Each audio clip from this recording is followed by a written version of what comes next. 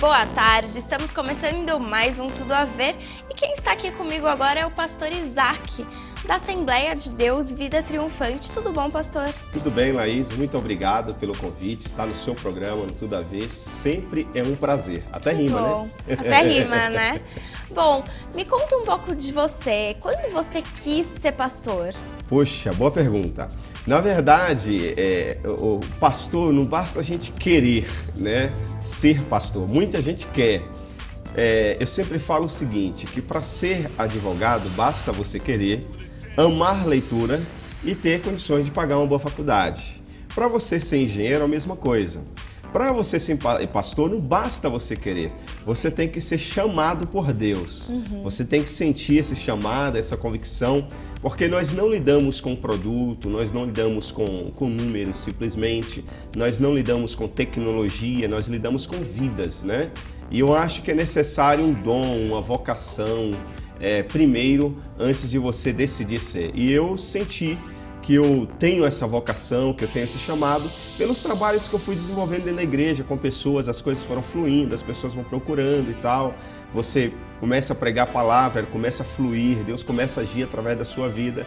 E aí, um dia eu entrei no seminário, meu pastor me indicou, meu pastor na época indicou um seminário, eu entrei nesse seminário. Ainda não fui pastor, porque o fato de você fazer seminário não quer dizer que você vai ser pastor, você busca conhecimentos. Esse seminário era para quê? É um seminário teológico. Tá. Um seminário teológico, onde você vai estudar sobre a Bíblia, né? Sobre os princípios bíblicos e tal. E eu fiz 4 anos de seminário, mas ao final do seminário, depois você pega o diploma, isso não quer dizer que você está formado pastor. Tá. Você tem um conhecimento, você tem a teoria. E aí levou mais uns 6 anos, eu fui consagrado pastor. Então eles te convidaram. Isso, o pastor na minha época, meu pastor, o pastor Jabes Alencar, me consagrou pastor. Ele estava trabalhando com jovens, eu já era pastor dos jovens, mas não era consagrado. E aí ele me ungiu pastor. E foi assim. Então, quando você conheceu a Assembleia, os seus pais, assim, me conta um pouquinho de você. Os seus pais sempre foram religiosos? Eu nasci praticamente dentro da Assembleia de Deus. Tá. Não aqui no estado de São Paulo, lá na Bahia. Eu sou baiano, né? Eu sou lá nasci em Itabuna, sul da Bahia. Então, os meus pais já eram evangélicos da Assembleia de Deus lá da Bahia. E aí, aos 14 anos, eu vim para São Paulo.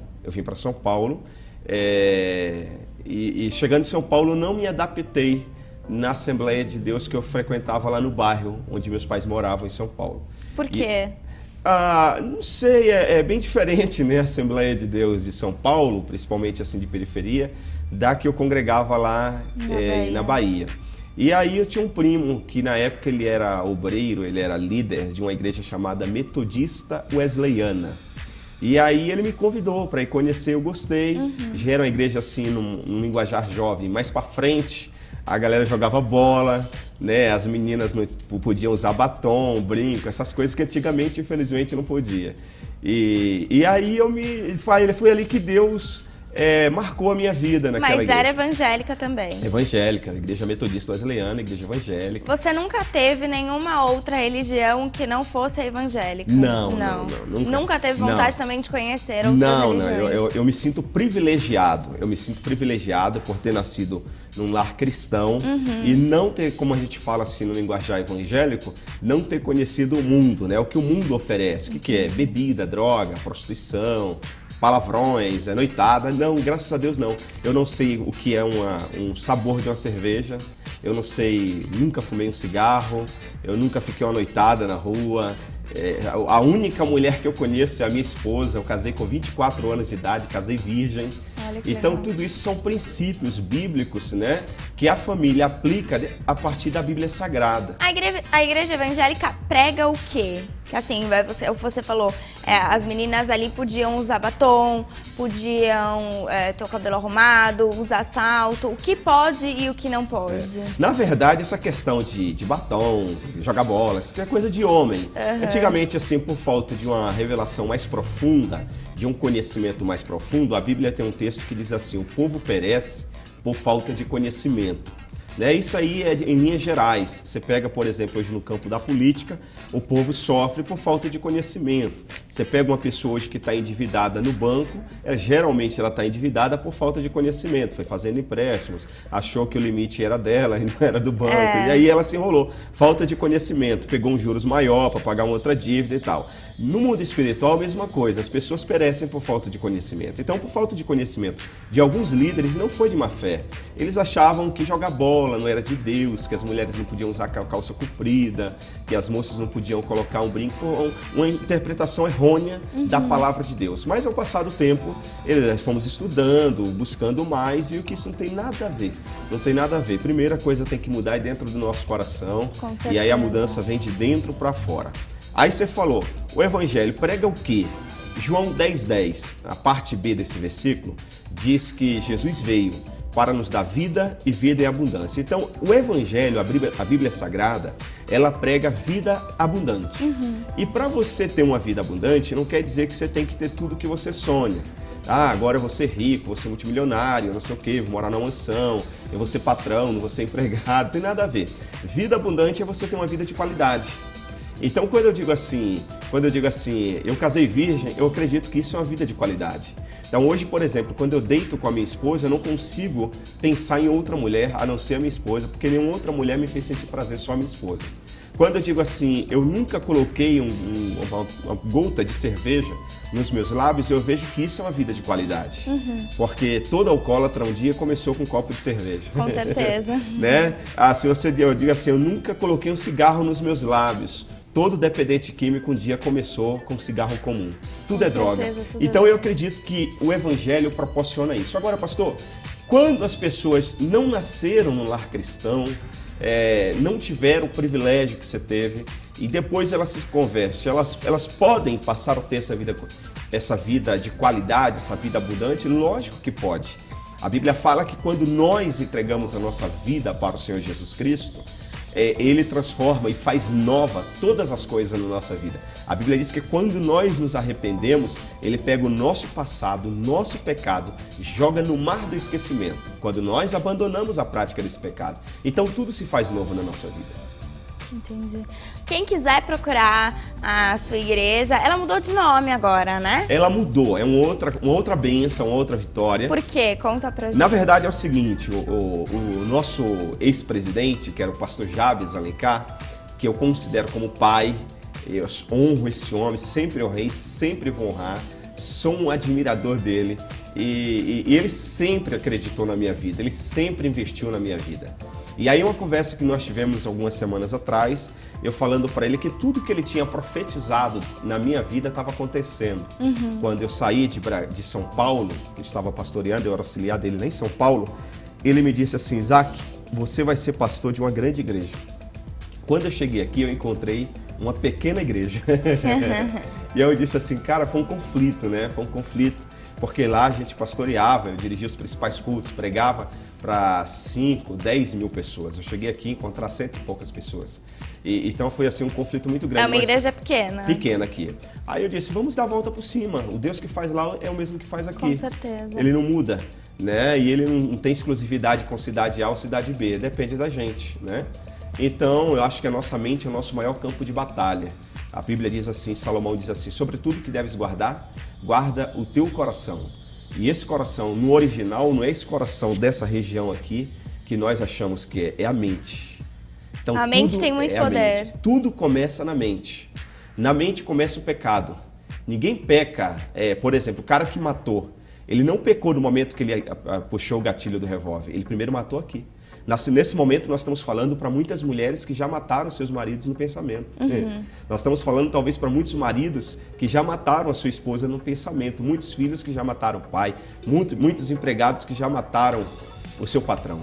Então, na verdade, tudo começa na mente. Então, eu determinei de que nós vamos mudar, nós vamos dar a volta por cima. E eu trabalhei com aquelas 100 e poucas pessoas, algumas ficaram, outras não, outras preferiram ir para outra igreja e tal. E graças a Deus, hoje nós já somos mais de 1000 pessoas aqui em Bragança. Olha só que legal. Nós alugamos um terreno ao lado da nossa igreja, compramos uma tenda de 800 metros quadrados, comporta 1.100 pessoas sentadas, temos um amplo estacionamento. E aquela igreja que era pequena, né? Hoje a igreja é somente das crianças. Ah, que legal. Vocês fazem algum trabalho social lá? Então, nós estamos agora começando a Associação Vida Triunfante. Mas antes eu não falei do porquê da mudança, né? Da igreja. Então, eu conversando com ele, falando com ele que tudo que ele tinha profetizado aconteceu na minha vida e tal. E aí ele nos deu autonomia.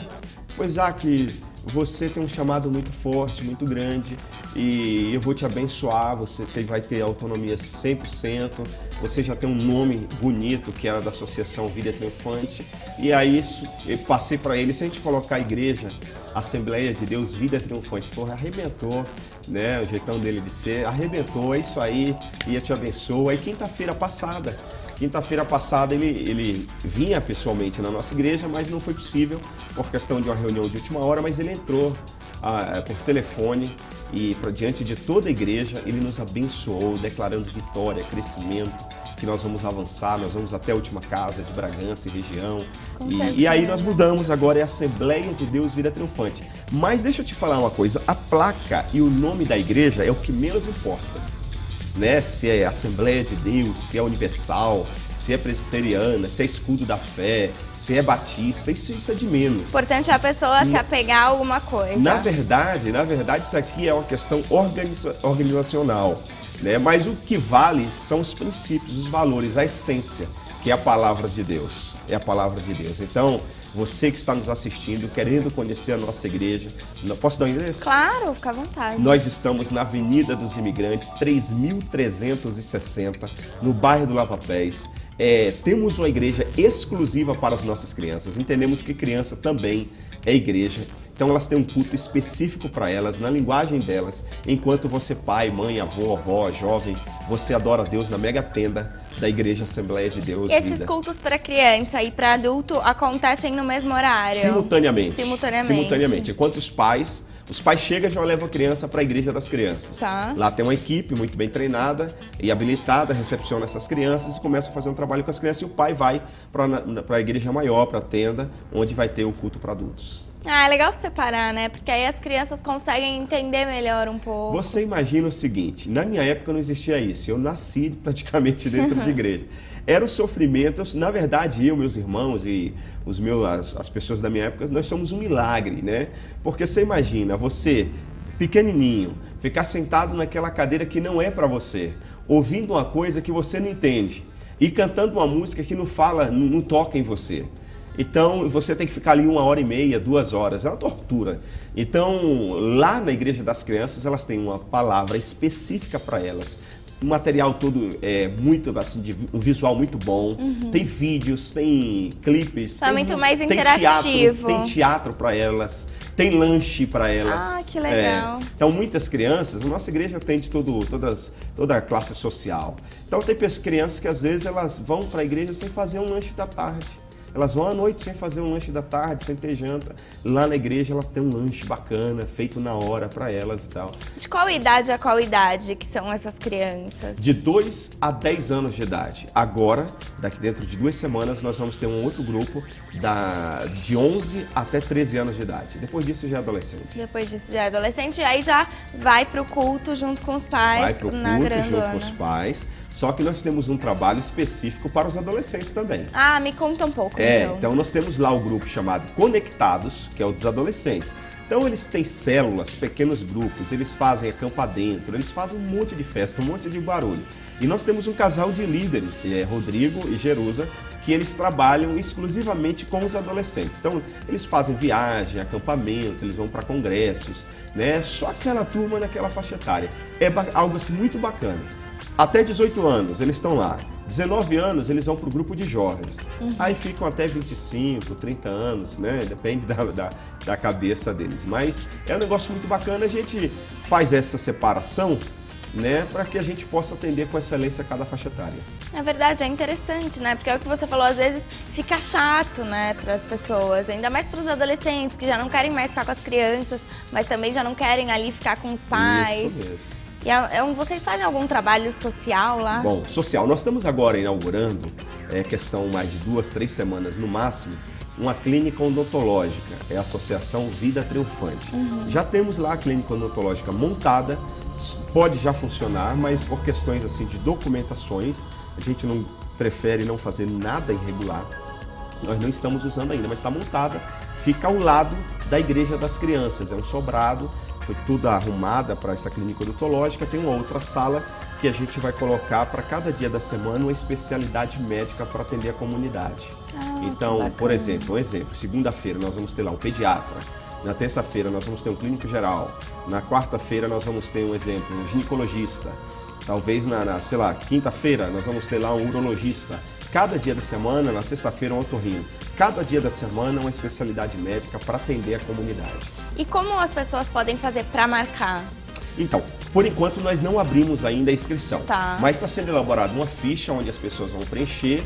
Nós temos uma equipe de ação social que vai analisar a necessidade da pessoa, porque infelizmente na nossa cultura ainda tem muitos dos aproveitadores, é aquele que não precisa, mas se ele vê que é de graça, ele prefere, né, fazer uso daquele serviço de graça, que ele pega aquele dinheiro e vai gastar num lanche, ou vai comprar um tênis de marca. Com certeza. Então nós não queremos assim só dar o assistencialismo, mas nós queremos fazer a pessoa crescer, avançar. Então nós vamos dar para quem precisa. Pastor, mas e alguém que quer ir lá fazer? Aí a gente está estudando o valor, aquela pessoa que pode pagar, ela vai poder pagar um valor e fazer uso, mas a prioridade é para quem não pode ir no dentista e pagar um tratamento. Pastor, para a gente finalizar, qual é a importância de uma palavra de conforto? E se você pode deixar uma palavra de conforto agora para quem está nos assistindo? Posso sim. Olha, eu acho que palavra é tudo, né? A nossa língua, se você souber usar bem, você é bem sucedido por onde você passar. Mas se você não souber usar bem a sua língua, você pode ser PhD, ter 2, 3, 4, 5 faculdades, ser multimilionário, você será sempre uma pessoa fracassada. Então, a palavra de consolo que eu quero deixar para você que está nos assistindo é o seguinte: a Bíblia diz que o choro pode até durar uma noite, mas a alegria virá ao amanhecer. Virá ao amanhecer se você buscar na pessoa certa. O nosso problema hoje, Laís, é que muitas vezes nós buscamos a solução no lugar errado. A pessoa está com problema no casamento, ela vai buscar conselho de uma pessoa que já está divorciada, ou que traiu o marido, ou que traiu a mulher. Não adianta, você tem que buscar o conselho no lugar certo. Você está doente, né? Você precisa de um tratamento no seu coração. Não adianta você ir no urologista. É verdade. Você tem que ir no cardiologista. E quando você chega no cardiologista, não adianta falar que em vez de você estar com problema no coração, seu problema está no pé. Você tem que falar a verdade. Então, as pessoas, elas querem dar a volta por cima. Elas querem viver o melhor de Deus. Só que, infelizmente, elas tentam buscar isso através de boas obras, elas tentam buscar através de boas ações, de religião. Religião não muda a vida de ninguém. Religião, ela coloca você num ciclo vicioso. A religião simplesmente ela diz o que você pode fazer e o que você não pode fazer. Eu estou falando aqui de evangelho, estou falando de Deus, eu estou falando de um rei, né? Nós pertencemos a um reino, né? E todo reino tem princípios, tem valores, tem regras, tem leis. E o manual desse reino é a Bíblia Sagrada. Se você aplicar tudo que está na Bíblia Sagrada no seu dia a dia, você muda a sua vida. Então, o nosso problema é que a gente está indo buscar 10 passos para mudar de vida, na revista de alguém que você nem sabe quem escreveu. Né? 10 passos para ser bem sucedido no amor, que só tem pessoas que fazem comentário lá, pessoas que já são separadas 10, 20 vezes. Você quer buscar ajuda para se libertar o seu filho, o seu marido das drogas, usando outras drogas? Não dá. Entendeu? Então você quer buscar paz gerando violência. O segredo é a pessoa do Senhor Jesus Cristo. Ele disse assim: eu sou o caminho, a verdade e a vida. Ninguém vai ao Pai, Deus, se não for por Ele. Então, se você está passando um momento difícil, um momento de luta, de dificuldade, não se desespere. A saída para o teu problema não é um tiro na sua cabeça. Não é você secar essa garrafa de uísque. E não é você fumar mais uma pedra ou cheirar mais uma carreira de cocaína. Não. A saída para você é Jesus Cristo. E Deus, Ele te ama tanto, você é tão precioso, né? Talvez você não entendia isso, você nunca tinha ouvido isso, porque Satanás sopra o teu ouvido o tempo todo que você não presta, que você não é ninguém, que a tua família te abandonou, que você não vai conseguir dar a volta por cima. Mas Deus me coloca aqui nessa tarde, não fui eu que liguei, eu fui convidado. Foi convidado. Eu tinha um outro compromisso, vim para cá para dizer para você, você é muito precioso para o Senhor Jesus. A Bíblia nos classifica como menina dos olhos de Deus. Olha que coisa. Ah, que legal. A Bíblia diz que nós somos a menina dos olhos de Deus. Pastor, eu queria agradecer a sua presença aqui no Tudo a Ver. E eu que sou eternamente grato a você, eu sei que ela já está me cortando, porque há tempo eu falo demais mesmo. Se deixar, eu fico o dia todo falando. Pastor é assim. Pastor é né? Mas deixa eu convidar o pessoal, pelo menos, para... Pode ir. Né? Olha, nós temos culto agora, toda quinta-feira é o mega culto Quinta da Vitória.